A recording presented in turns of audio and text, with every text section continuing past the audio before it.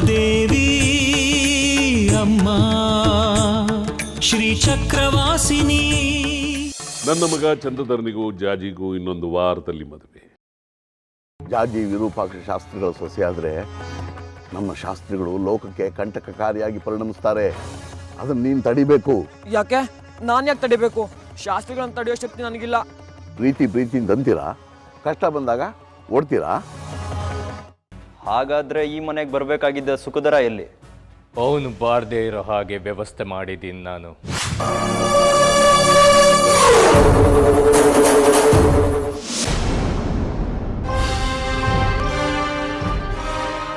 ಚಿಲ್ಕ ಹಾಕೊಂಡಿದ್ಯಲ್ಲ, ಒಳಗೋಗಿ ನೋಡ್ಲಾ?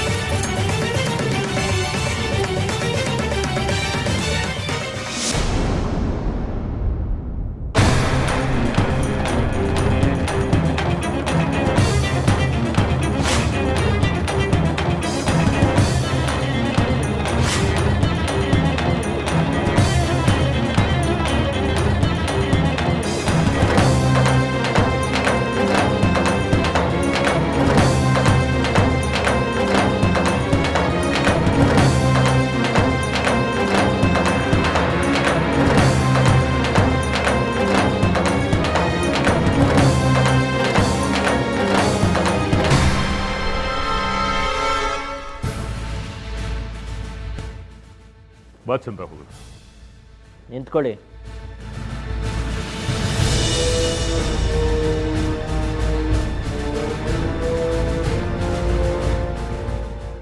ಯಾಕೆ ಚಂದ್ರ, ಏನಾಯ್ತು? ಏನಿದು ಕೈಲಿ? ಫಲತಾಂಬೂಲ, ಹೂವು. ಹೆಣ್ಣು ಕೇಳಕ್ಕೆ ಹೋಗ್ಬೇಕಾಗಿರೋದು ಹೀಗೆ ತಾನೇ? ಆ ಹುಡುಗಿ ಮನೆಯವ್ರು ಇನ್ನೂ ಮದುವೆ ಪ್ರಸ್ತಾಪನೆ ಮಾಡಿಲ್ಲ. ನಾವು ಬರ್ತಿದೀವಿ ಅನ್ನೋ ಯಾವ ಸೂಚನೆನೂ ಕೊಟ್ಟಿಲ್ಲ. ಅಂಥದ್ರಲ್ಲಿ ಇದನ್ನೆಲ್ಲ ತಗೊಂಡು ಹೋಗ್ತಿದ್ದೀರಲ್ಲ, ನಿಮ್ಗೇನು ಮಾನ ಮರ್ಯಾದೆ ಇದೆಯಾ? ಅಥವಾ 3 ಬಿಟ್ಟು ಬದುಕ್ತಿದ್ರೋ ಹೇಗೆ? ಇದು ನಾಟಕದ ಮದುವೆ.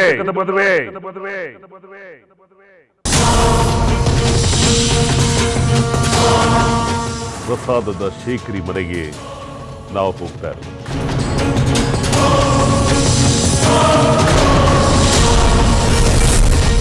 ಅವನು ಕನಸು ಮನಸ್ಸಲ್ಲೂ ನೆನೆಸಿರೋಲ್ಲ ಇಂಥ ಸಂಬಂಧ ನಮಗೆ ಸಿಗುತ್ತೆ ಅಂತ. ಅದಕ್ಕೆ ನಾವೇ ಹೋಗಿ ಪ್ರಸ್ತಾಪ ಮಾಡಿದ್ರೆ ತಲೆಗೆ ಹುಳು ಬಿಟ್ಟಾಗುತ್ತೆ. ದಿಢೀರಂತ ಹೋಗಿ ಹೇಳೋದ್ರಿಂದ ಅವನ ಯೋಚನಾ ಶಕ್ತಿನೇ ಕಳ್ಕೊಂಡ್ಬಿಟ್ಟಿರ್ತಾನೆ. ಇಷ್ಟಕ್ಕೂ ನಾವು ಹೋಗ್ತಾ ಇರೋದು ಶೇಖರಿ ಮನೆಗೆ. ಅವನಿಗೆ ಹೇಳ್ಬಿಟ್ಟು ಹೋಗ್ಬೇಕು ಅನ್ನೋ ದರ್ದ ನಮಗಿಲ್ಲ. ಯಾಕೆಂದ್ರೆ ನನ್ನ ಋಣ ಅವನ ಮೇಲಿದೆ.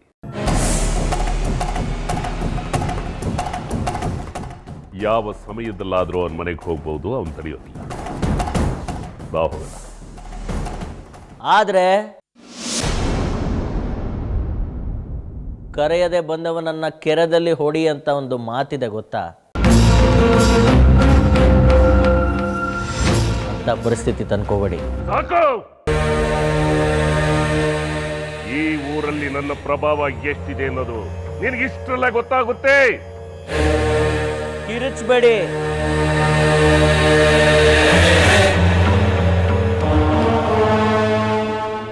ನಿಮ್ಮ ಈ ಧ್ವನಿಗೆ ಹೆದರ್ಕೊಳಕ್ಕೆ ನಾನೇನು ಚಕ್ರಾಪುರಿಯವನಲ್ಲ.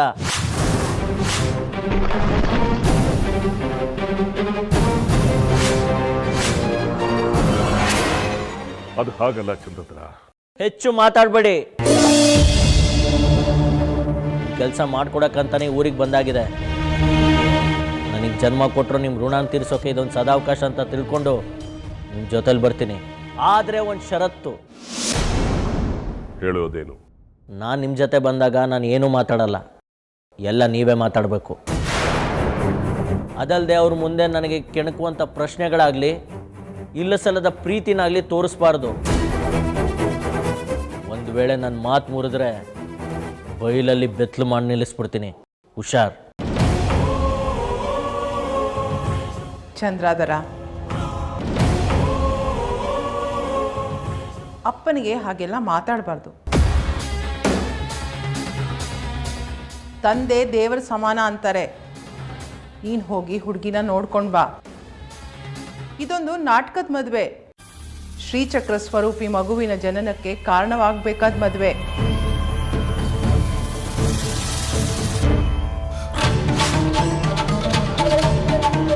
ಇನ್ನು ಮುಂದೆ ಬೀಜ ಸ್ವರೂಪಿ ಶ್ರೀಚಕ್ರ ಮತ್ತೊಂದು ಬದುಕನ್ನು ಕಾಣುವುದರಲ್ಲಿದೆ.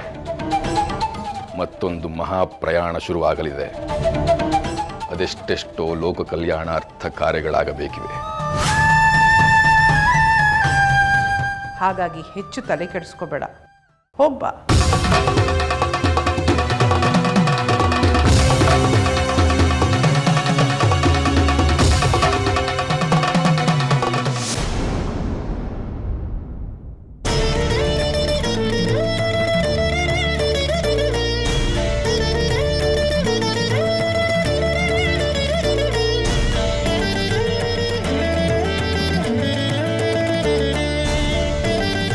ಕೊಡಮ್ಮ.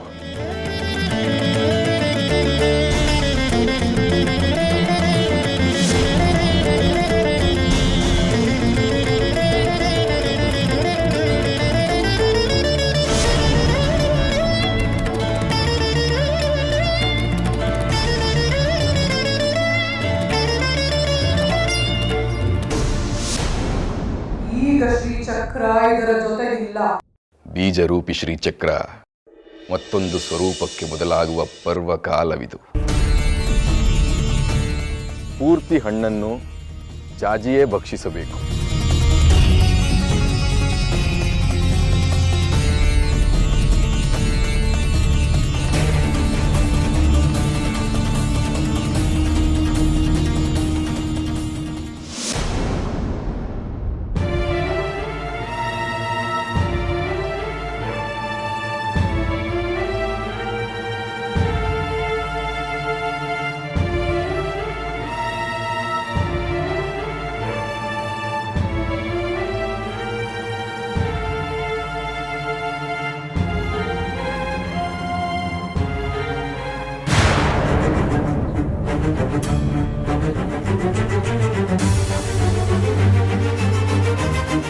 ನಮ್ಮ ಹುಡುಗಿ ಪುಟಬಿಟ್ಟ ಚಿನ್ನ.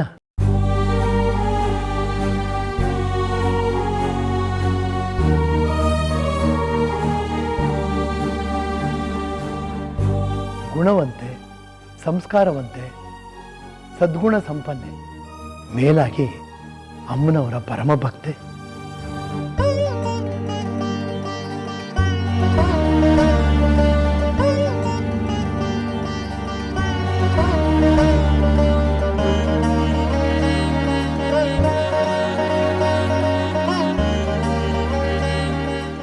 ನಮ್ಮ ಹುಡುಗಿ ಬಗ್ಗೆ ಯಾರು ಯಾವ ಚಕಾರನೂ ಎತ್ತೋ ಹಾಗಿಲ್ಲ. ಅಂತಹ ಹುಡುಗಿ. ನಿಮ್ಮ ಮನೆ ಸಂಬಂಧ ಅಂದರೆ ನಮಗೆ ಯಾವ ಚಕಾರನೂ ಇಲ್ಲ.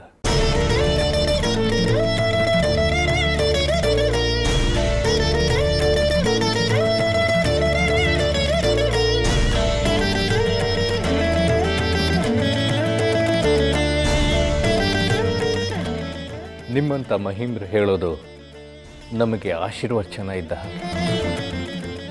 ನಮ್ಮ ಹುಡುಗ ನಿಮಗೆ ಒಪ್ಪಿಗೆ ತಾನೆ?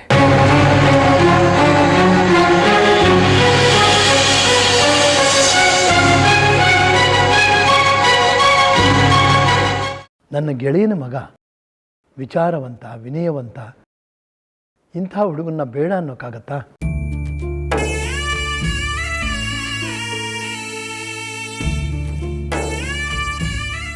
ನಿಮಗೆ ನಮ್ಮ ಹುಡುಗ ಒಪ್ಪಿಗೆ ಆಗಿರೋದೇ ಸಂತೋಷದ ವಿಚಾರ. ನಮ್ಮ ಕಡೆಯಿಂದ ಯಾವುದೇ ರೀತಿ ತೊಂದರೆ ಇಲ್ಲ. ನಮಗೆ ನಿಮ್ಮ ಹುಡುಗಿ ಒಪ್ಪಿಗೆ ಆಗಿದ್ದಾಳೆ.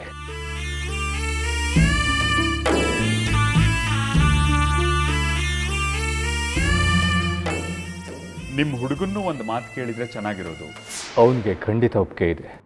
ಅದನ್ನು ಅವರೇ ಹೇಳಿದ್ರೆ ಚೆನ್ನಾಗಿರುತ್ತೆ ಅಲ್ವಾ?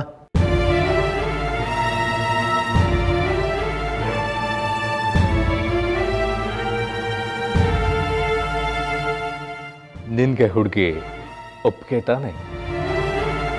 ಬೇಕಾದರೆ ಇನ್ನೊಮ್ಮೆ ನೋಡಿ ವಿಚಾರ ಮಾಡಿ ಹೇಳು.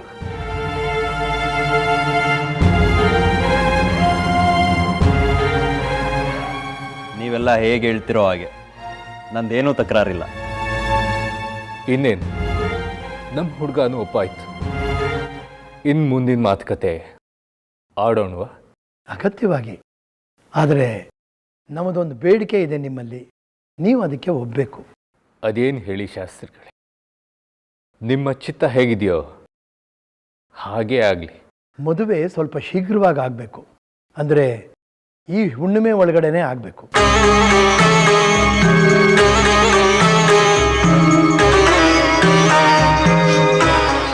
ಅದಕ್ಕೇನು, ಗೃಹಲಕ್ಷ್ಮಿ ಎಷ್ಟು ಬೇಗ ನಮ್ಮ ಮನೆಗೆ ಬರ್ತಾಳೋ ಅಷ್ಟು ಬೇಗ ನಾವು ಮನೆ ತುಂಬಿಸ್ಕೊಳಕ್ ತಯಾರು.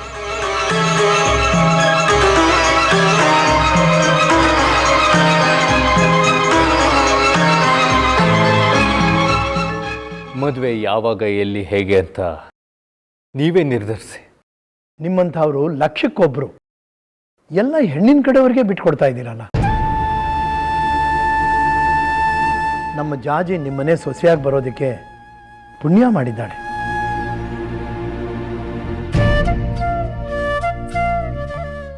ಅಪ್ಪ, ಮದುವೆ ಮಾತುಕತೆ ನಡೀಲಿ, ಕೊಡೋದು ಬಿಡೋದು ಇತ್ಯರ್ಥ ಆಗೋಗ್ಲಿ. ಎಲ್ಲಾದರೂ ಉಂಟೆ, ನೀವು ನಮಗೆ ಕೊಡಬೇಕಾಗಿದ್ದು ಒಂದೇ, ಅದು ನಿಮ್ಮ ಮಗಳನ್ನು ಸರಳವಾಗಿ ಮದುವೆ ಮಾಡಿಕೊಟ್ರೆ ಸಾಕು. ಆಡಂಬರ ಬೇಡ. ಹಾಗಿದ್ರೆ ಸರಿ, ಮುಂದಿನ ಹುಣ್ಣಿಮೆ ಒಳಗಡೆನೆ ಒಂದು ಒಳ್ಳೆ ಮುಹೂರ್ತ ನೋಡಿ ನಿಮಗೆ ತಿಳಿಸ್ತೀವಿ. ಇಲ್ಲೇ ಚಕ್ರಾಪುರಿನಲ್ಲಿ ಅಮ್ಮನವರ ಸನ್ನಿಧಾನದಲ್ಲಿ ಸರಳವಾಗಿ ಶಾಸ್ತ್ರೋಕ್ತವಾಗಿ ಮದುವೆ ಮಾಡಿಕೊಡ್ತೀವಿ. ಆಗಬಹುದಾ? ಆಗಲಿ, ನೀವು ಹಿರಿಯರು, ನೀವು ಹೇಳ್ದಾಗೆ. ಆದರೆ ಒಂದು ಮಾತು ಕೇಳ್ಬೋದಾ? ಖಂಡಿತ ಕೇಳಿ. ಯಾವುದೇ ಸಂಶಯಗಳಿದ್ರೂ ಅದನ್ನು ನಿವಾರಣೆ ಮಾಡ್ಕೋಬೇಕು ಕೃಷ್ಣಶಾಸ್ತ್ರಿಗಳೇ. ಬೇರೆ ಏನೂ ಇಲ್ಲ.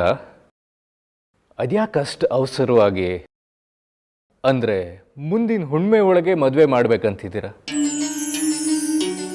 ನೀವೇ ತಾಂಡಾದಿಂದ ಕರ್ಕೊಂಬಂದ ಹುಡುಗಿ ಜಾಜಿಗೆ ನಿಮ್ಮ ಸಮ್ಮುಖದಲ್ಲೇ ಮದುವೆ ಮಾಡಿಸಿ, ಅವಳು ಗರ್ಭವತಿಯಾಗಿ ಇನ್ನು 10 ತಿಂಗಳ ಒಳಗೆ ಅವಳ ಗರ್ಭದಲ್ಲಿ ಒಂದು ಮಹಾಶಕ್ತಿಯ ಜನನವಾಗಬೇಕಾಗಿದೆ. ಜಾಜಿ ಗರ್ಭಸಂಜಾತ ಶಿಶುವು ಅಸಾಧಾರಣ ಶಕ್ತಿಯನ್ನ ಮೈಗೂಡಿಸ್ಕೊಂಡು ಹುಟ್ಟತ್ತೆ. ಅದು ಅಮ್ಮನವರ ಸಂಕಲ್ಪ ಅನ್ಕೊಳ್ಳಿ. ಈ ಬಗ್ಗೆ ನಾನು ಹೆಚ್ಚಿಗೆ ಏನು ಹೇಳಲಾರೆ. ಇದರಲ್ಲಿ ಅಮ್ಮನವರ ಸಂಕಲ್ಪ ಇದೆ ಅಂತ ಆದರೆ ಖಂಡಿತ ನಮ್ಮ ಒಳಿತು ಇದ್ದೇ ಇರುತ್ತೆ. ಇನ್ಮೇಲೆ ನಾವು ಬಂದು ಹೋಗೋದು ಇದೇ ಇರುತ್ತೆ. ನಾವಿನ್ನು ಹೊರಡ್ತೇವೆ. ಸರಿ, ಮುಹೂರ್ತ ಗೊತ್ತಾದ ಕೂಡಲೇ ತಿಳಿಸ್ತೀವಿ.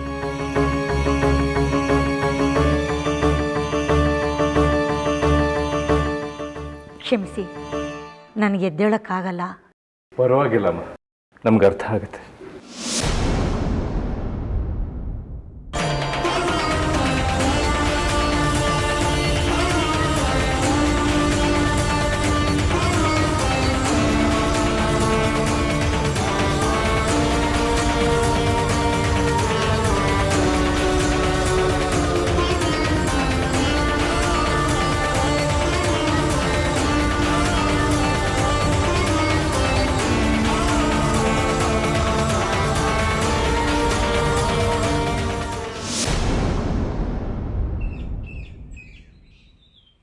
ಗುರುಗಳೇ, ಪೂಜಾ ಸಾಮಗ್ರಿ ಎಲ್ಲ ಮುಗಿತಾ ಬಂತು.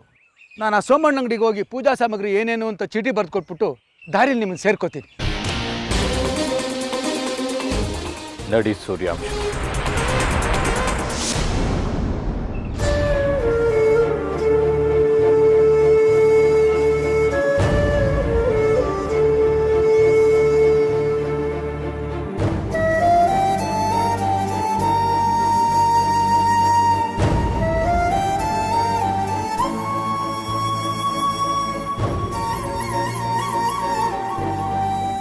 ಅಯ್ಯೋ ಪೆದ್ದ, ನಾನೇ ಹೇಳ್ತೀನಿ ಕೇಳು. ಒಂದ್ ಹುಡ್ಗ ಒಂದ್ ಹುಡ್ಗಿನ ಇಷ್ಟಪಟ್ರೆ ಅದಕ್ಕೆ ಪ್ರೀತಿ ಅಂತ ಅರ್ಥ. ಯಾವತ್ತಿದ್ರು ನಿನಗ್ ಟವಲ್ ಕೊಡೋದು ನಾನೇ. ತಗೋ.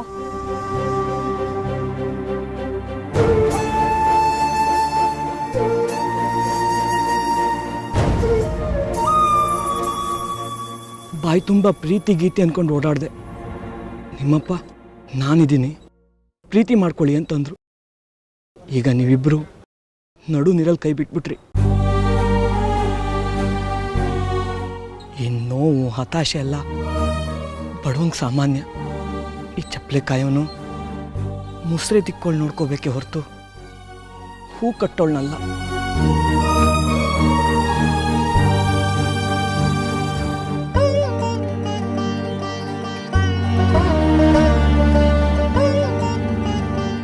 ನಾ ಬಂದು ನಿಮ್ಮನೇಲಿ ಜಗಳಾಡಿ ನೀನು ಕರ್ಕೊಂಡು ಬರ್ಬೇಕಲ್ವಾ?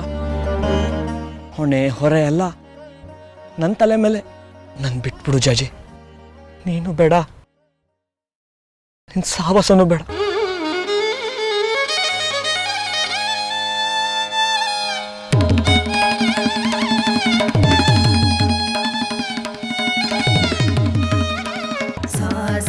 ಸರಿ ಸರಿ ಸರಿ ಸರಿ ಸರಿ ಮಾ ನಿ ಪನಿ ಪನಿ ಪನಿ ಮ ಪಾನಿ ಪನಿ ಪಾ ಸಾ ನಿ ಸ ಮ ಮ ರಿ ರಿ ಸ ಸ ರಿ ರಿ ಸ ಸ ನಿ ರಿ ಸ ಸ.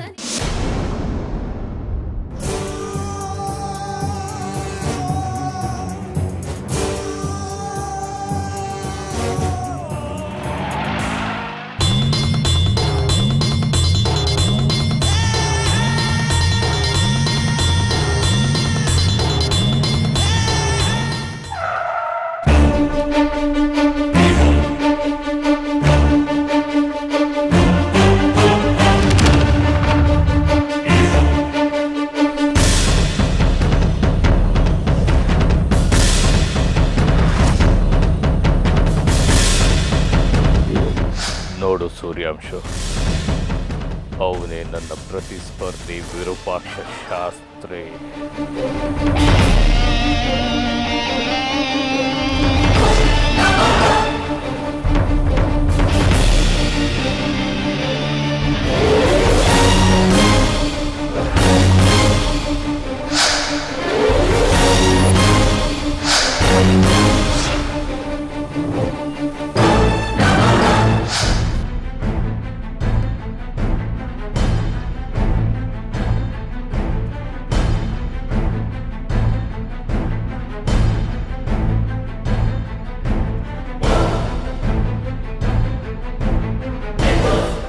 ಚಂದ್ರಧರ, ಇವ್ರು ಯಾರೋ ನಾವು ಬರೋದಕ್ಕಿಂತ ಮುಂಚೆನೇ ಬಂದು ಮಾತುಕತೆ ಮುಗಿಸ್ಕೊಂಡು ಹೋಗ್ತಾ ಇರೋ ಇದೆ. ಆ ಹುಡುಗ ನೋಡಿದ್ರೆ ಮದುವೆ ಗಂಡಿದ್ದಾಗೆ ಇದ್ದಾನೆ. ಏನಾದರೂ ನೆಂಟಸ್ಗೆ ಬೆಳೆಸೋದಕ್ಕೆ ಬಂದಿರ್ಬೋದಾ? ಇದಕ್ಕೆ ನಾನು ಉತ್ತರ ಕೊಡ್ಬೇಕಾ?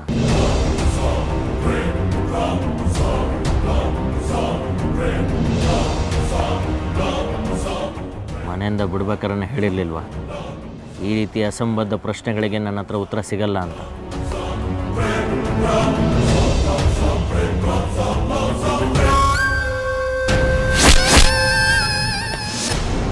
ಇವನು ತನ್ನ ಮಗನಿಗೆ ಜಾಜಿನ ತಂದ್ಕೋಬೇಕು ಅಂದ್ಕೊಂಡಿದ್ದ. ಆದರೆ ನಾನು ಇವನ್ಗಿಂತ ಮುಂಚೆ ನಿನ್ನನ್ನು ಕರೆಸಿ ಈ ಕೆಲಸನ ನನ್ನ ಕಡೆ ಮಾಡಿಕೊಂಡೆ. ಇವನ ನಿಮ್ಮ ಪ್ರತಿಸ್ಪರ್ಧಿ ಅಂದರೆ ನನಗೂ ಪ್ರತಿಸ್ಪರ್ಧಿನೇ.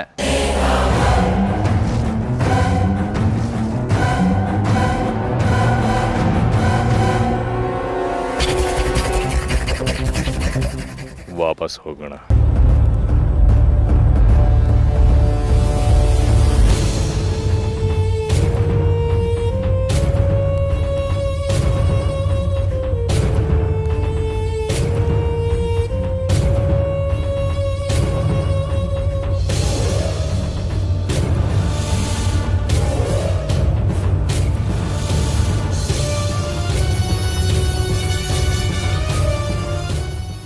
ಚಂದ್ರಧರ, ನಡಿ.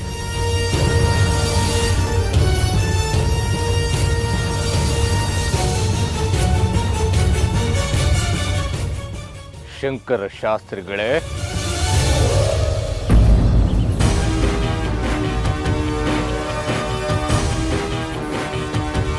ಏನಾದರೂ ಮರ್ತರ? ಇಲ್ಲ, ಏನೂ ಇಲ್ಲ. ಹೋಗೋ ಮುನ್ನ ಒಂದು ಮಾತು.